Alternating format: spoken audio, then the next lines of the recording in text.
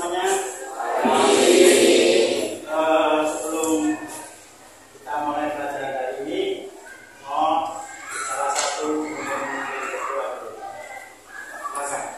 Sebelum kita mulai pelajaran kita hari ini, mari kita berdoa menurut kepercayaannya masing-masing. Doa dimulai.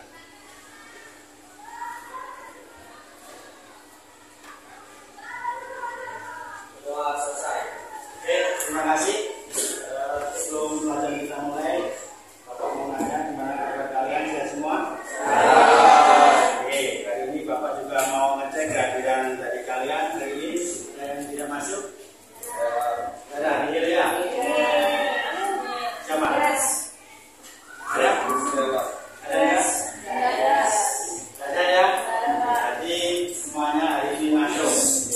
Nah, sebelum kita mulai pelajaran hari ini, kemarin sudah Bapak menyampaikan yaitu mengenai apa yang dimaksud dengan penyajian data, ya kan? Baik itu data tunggal maupun data kelompok. Nah, mungkin ada yang bisa menjelaskan bagaimana penyajian dengan data tunggal? Silakan. Ini coba berdiri, yang keras suaranya. Baik, jadi kalau untuk penyajian data tunggal itu adalah bentuk diagram tangan, diagram garis, dan diagram lingkar. Ya, itu adalah cara penyajian data yang berbentuk data tunggal. Ada apa tadi? Data, garis, dan lingkar. Kemudian kalau penyajian data kelompok, ini ada bisa jelaskan. Jadi penyajian data kelompok itu bisa dari tiga. Yang pertama tabel distribusi frekuensi, yang kedua histogram, dan yang ketiga objek. Ya itu penyajian data kelompok. Nah, sekarang Bapak mempunyai suatu pertanyaan. Coba kalian perhatikan. Misalnya rata-rata peserta didik siswa SMA Negeri 9 masuknya jam 07.30. Jadi ada yang tahu apa yang dimaksud dengan rata-rata? Kalau kalian perhatikan tadi, rata-rata peserta didik SMA Negeri 9 masuk sekolah jam 0.30. Apakah rata-rata bisa diganti dengan kata kebanyakan? Iya, apakah kebanyakan? Iya. Terus yang kedua, apakah rata-rata bisa dijelaskan sesuai dengan ilmu statistik, ya, statistik, ataupun dapat diganti dengan kata kebanyakan? Nah, untuk itu kita akan belajar apa sih rata-rata gitu ya. Karena kita akan belajar ini semakin mendalam, langsung jelas lagi, banyak sekali manfaatnya. Misalnya, kalau kalian belajar materi ini, kalian bisa mengetahui sejauh mana pengetahuan kalian atau tingkat akademis kalian tentang matematika di kelas IP 12 IPS 3 dibandingkan dengan teman-temannya. Nah, itu bisa digunakan dengan cara mencari nilai rata-rata, kemudian ataupun modus itu nanti ya. Kemudian diharapkan kalian belajar materi ini, ya, materi yang akan kita pelajari hari ini, kalian yang pertama bisa menganalisa, ya, bisa menganalisa tabel distribusi frekuensi ataupun histogram tadi, ya, untuk menentukan nilai-nilai ukuran pemusatan data. Itu yang diharapkan kalian bisa menganalisa dan juga menentukan langkah-langkah sehingga menentukan ukuran pemusatan penyebaran pemusatan data. Selain itu juga kalian juga harus bisa saling bekerja sama, di mana bekerja keras, saling diskusi dan bersikap sopan, terus bisa bersikap dengan jujur.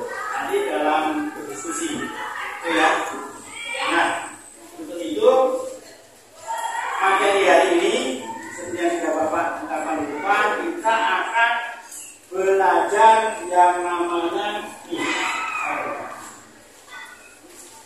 Ya, ukuran pemusatan data.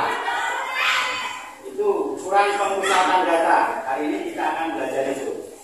Ya, ukuran pemusatan data. Tapi Bapak mempunyai target, kalian harus lebih mendapat nilai ini yaitu lebih dari 78. Artinya KKM-nya adalah 78. Kalau di bawah 78 berarti kalian harus ya, jadi itu minimal 78. Minimal maksimal sampai 100. Oke.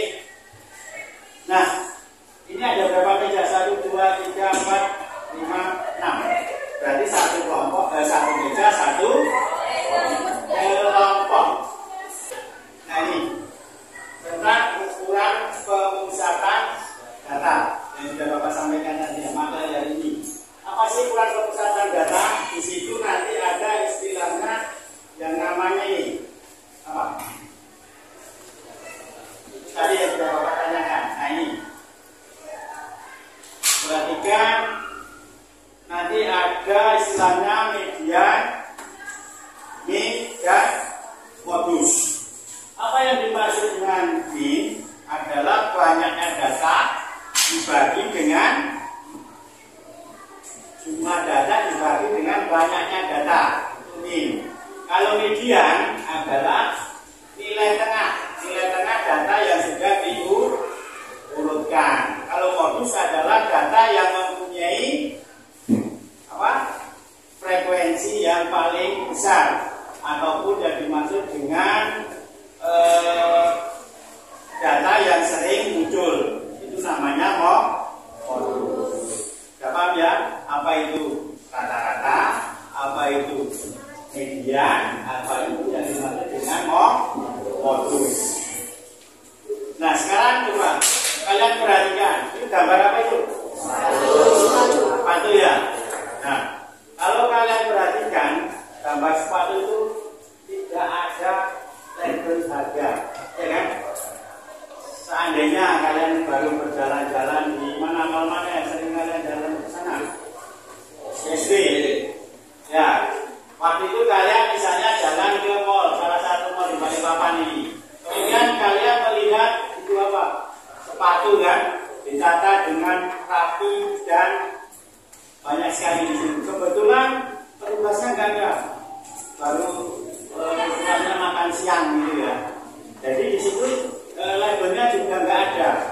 Terus kalian mau beli karena bagus sekali sepatu itu, tapi tidak tahu harga. Terus bagaimana? Uangnya cukup nggak ya? Bagaimana solusinya? Ada yang tahu? Gimana? Searching. Ya, betul. Kita searching apa? Harga ya. Nah, caranya seperti teman kalian katakan tadi, kita melihat salah satu sepatu yang kita ingini, yang mana, ya kan? Kemudian kita searching, oh ini sepatu merek ini ukuran sekian, warna sekian, gitu kan? Di Google, gitu ya. Nah, kemungkinan itu akan muncul ya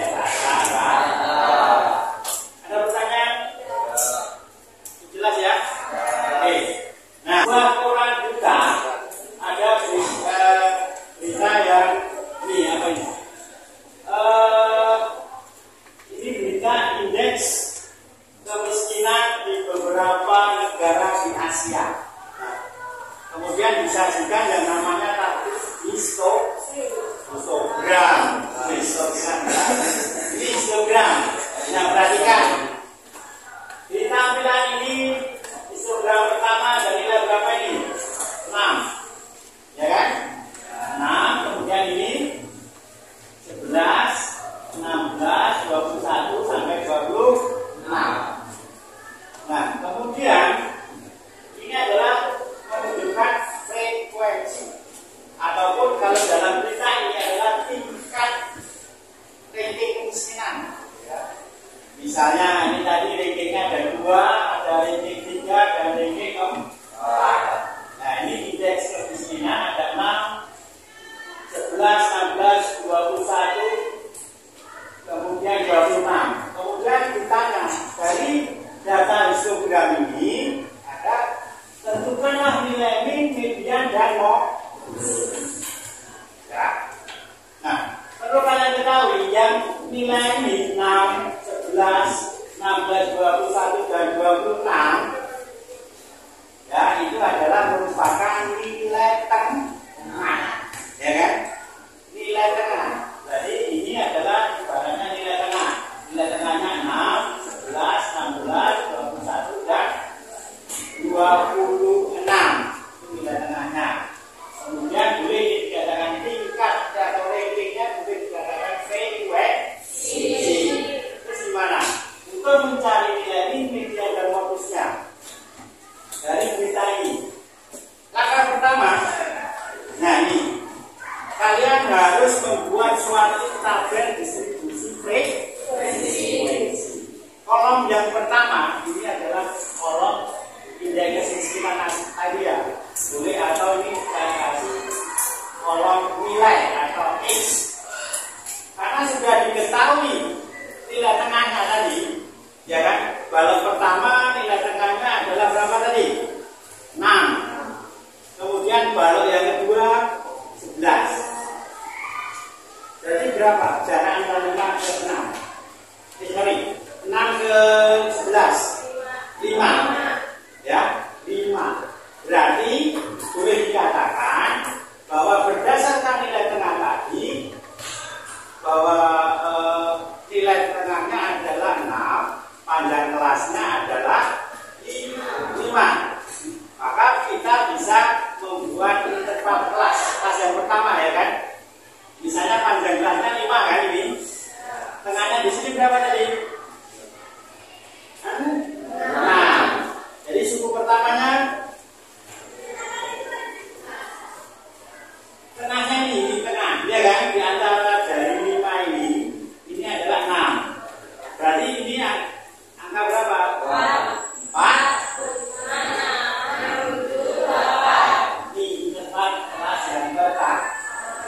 Jadi 4 sampai 8. Kemudian kelas yang kedua tadi ada berapa? 11. Berarti 9, 10, 11, gitu kan? Nah, dan seterusnya. Nih, kelas pertama adalah 4 sampai 8. Kelas kedua 9 sampai 12. Kelas ketiga dan seterusnya. Nah, jadi dari data nilai tengah tadi kita bisa menentukan interval ke kelas. Baik dari kelas pertama, 2, 3, 4 dari. Kemudian ini peringkatnya tadi ya, atau frekuensi yang sumbu Y. Ya. Untuk kelas pertama tadi dikatakan frekuensinya adalah 2. Kelas kedua 3, 4 ini dan seterusnya. Ya. Sudah tahu kan? Kemudian kita cuma sigma frekuensi. Itu ada berapa? Kita cuma semuanya. Nah, kemudian kolom yang ketiga atau XI nilai tengah. Yang sudah Bapak sampaikan. Di kelas pertama nilai kelasnya nilai tengahnya 6. 11, 21, 25. Nah, ya kan? Kalau pertama 2 dan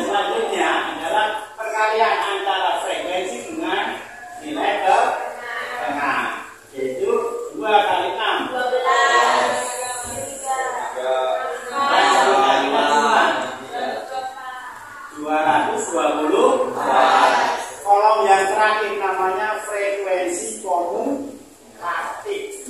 Caranya, kelas pertama frekuensinya berapa? 2. Tulis di sini 2.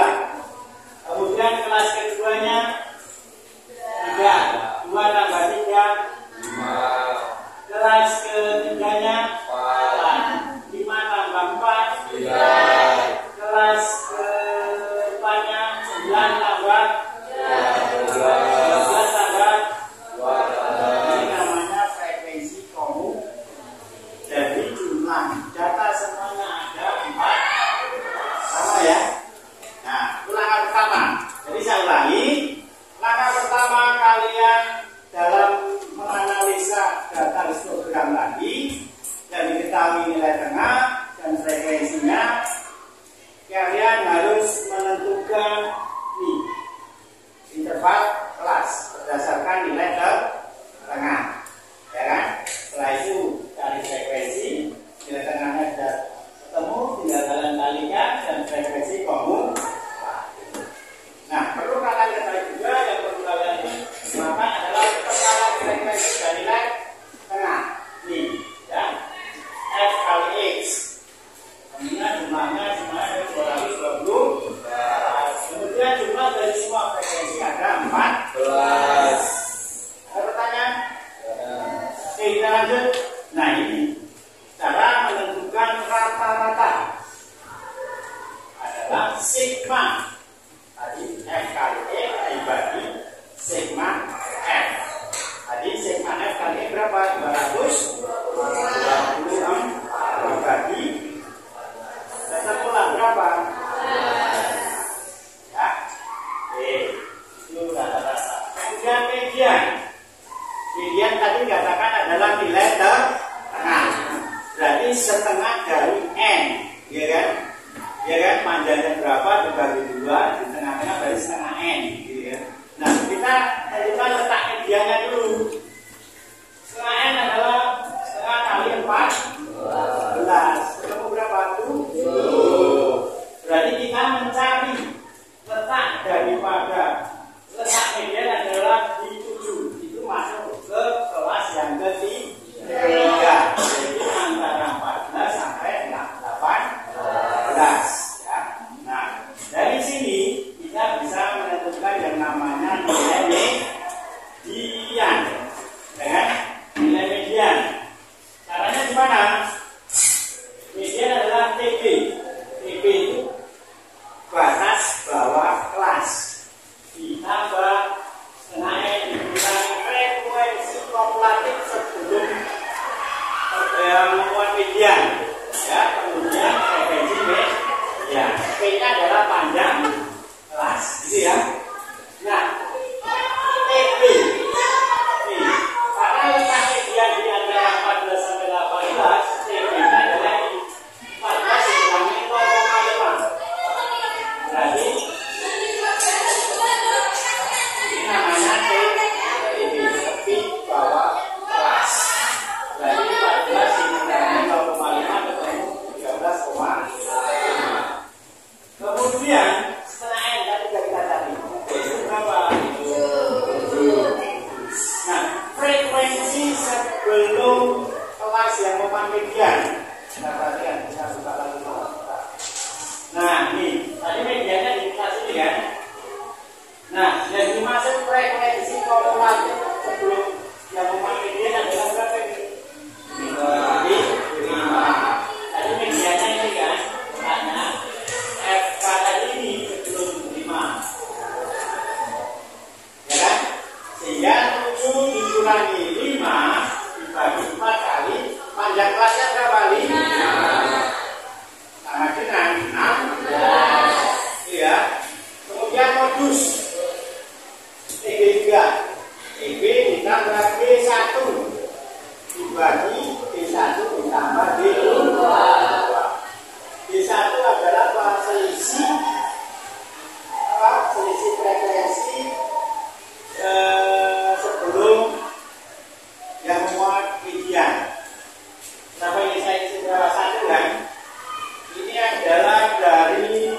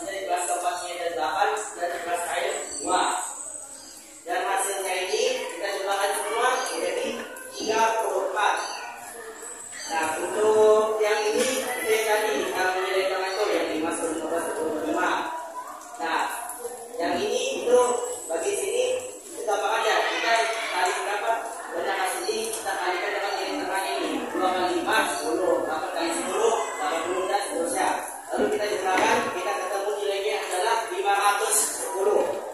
Untuk yang terakhir itu gampang saja. Jadi banyak kasus kita taruh nilai 2. Nah, baru 2 ini kita jumlahkan dengan banyak kasus yang kelas 2, 8, 10. 10 tambah 14, 24. 24 tambah 8, 32. Maka ini 32 tambah 2, 34. Hasilnya ini sama dengan jumlah banyak kasus. Nah, kita kembali ke sini. Kita tentukan nilai biasanya. Itu jumlah semuanya ini 10 kita balikan dengan 34, yaitu 15. Lalu kita tentukan tentang medianya. Misalkan kita apa? Yang kedua nilai setengah kali n, itu adalah setengah kali 34, hasilnya adalah 17. Baru ini median ini TB ditambah nilai setengah n dikurang frekuensi K ini terus dibagi MM kali P, itu 12 setengah.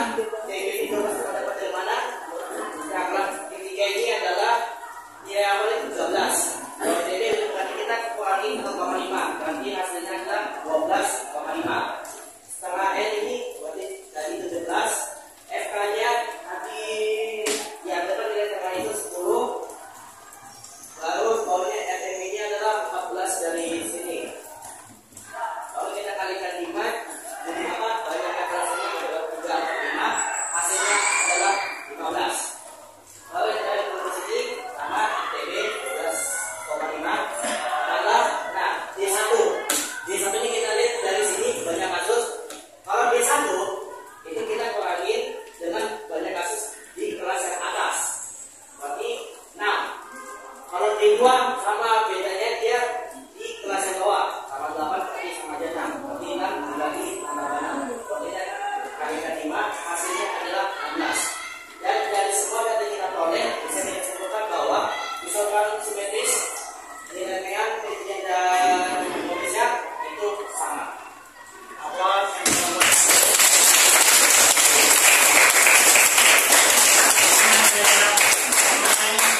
jawabannya sama atau beda? Sama.